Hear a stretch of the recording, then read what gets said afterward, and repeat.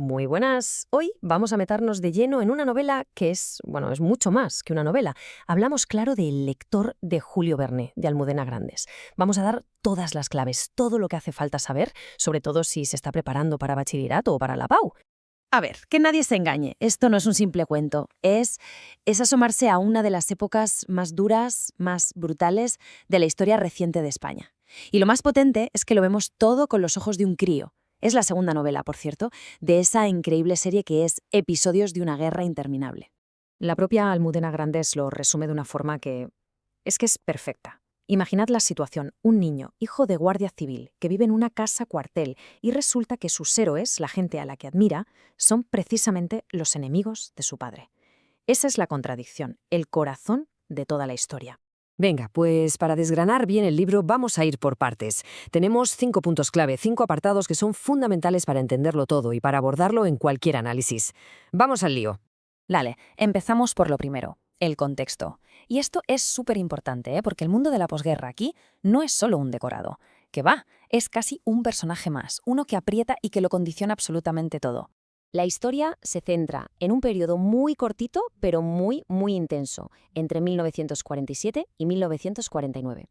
Ojo, que la guerra civil ya había terminado oficialmente, pero, ya vamos viendo que la paz no había llegado ni de lejos. Hay una frase que se repite una y otra vez en el libro, como un eco constante. Esto es una guerra y no se va a acabar nunca. Y es que esa era la sensación, ¿no? Que el conflicto no era algo pasajero, era simplemente la vida misma. Entonces, ¿quiénes se enfrentan aquí? Pues por un lado, la Guardia Civil, el poder, y por otro, los guerrilleros que se habían echado al monte, los famosos maquis. Y aquí está una de las claves. Para unos eran bandoleros, pero para muchos otros eran héroes. La última resistencia.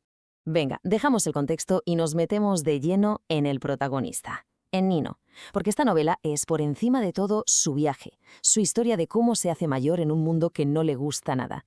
Como decíamos, Nino es hijo de guardia civil. Se supone que su camino está marcado, ¿verdad?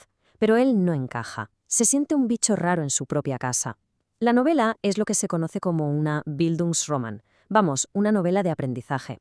Vemos cómo Nino evoluciona, cómo se forma su conciencia moral e intelectual. Y llega un momento, un punto de inflexión total que se resume en esta frase. Es brutal. Es el momento en que a Nino se le cae la venda de los ojos. Se promete a sí mismo que él nunca, jamás va a ser como su padre. Elige bando, y no es precisamente el de su familia. Entonces, ¿cómo es esa transformación? Pues es un proceso, claro. Primero es un niño que ve la violencia del trabajo de su padre. Luego conoce a gente que le abre los ojos. Descubre los libros, un mundo nuevo. Y con todo eso toma una decisión. Él va a ser diferente. Y vaya si lo es. Acaba de profesor y en el Partido Comunista. Un camino totalmente opuesto al que le tocaba. Claro, este cambio tan grande no lo hace solo. Hay personas a su alrededor que son fundamentales.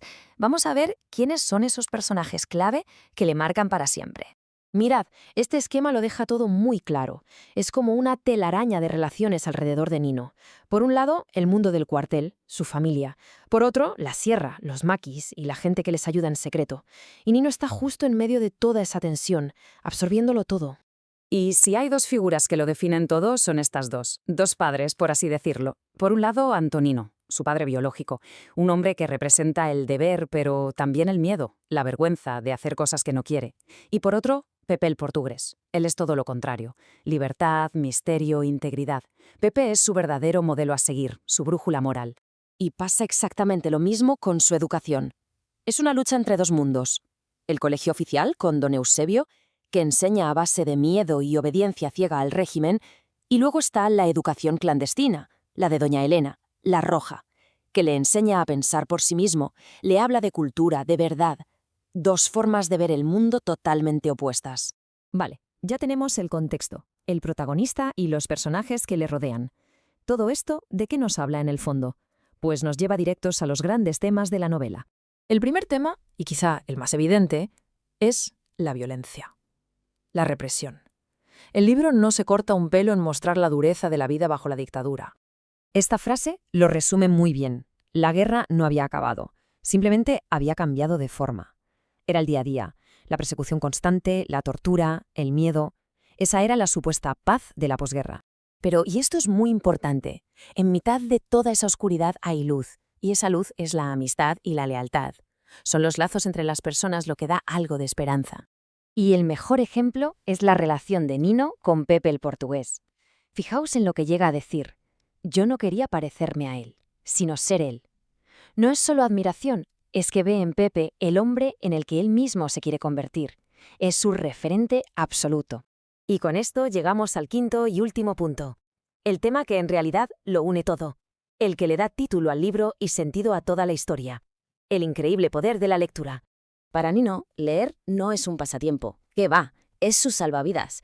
Los libros, sobre todo los de Julio Verne, son su vía de escape de un mundo horrible.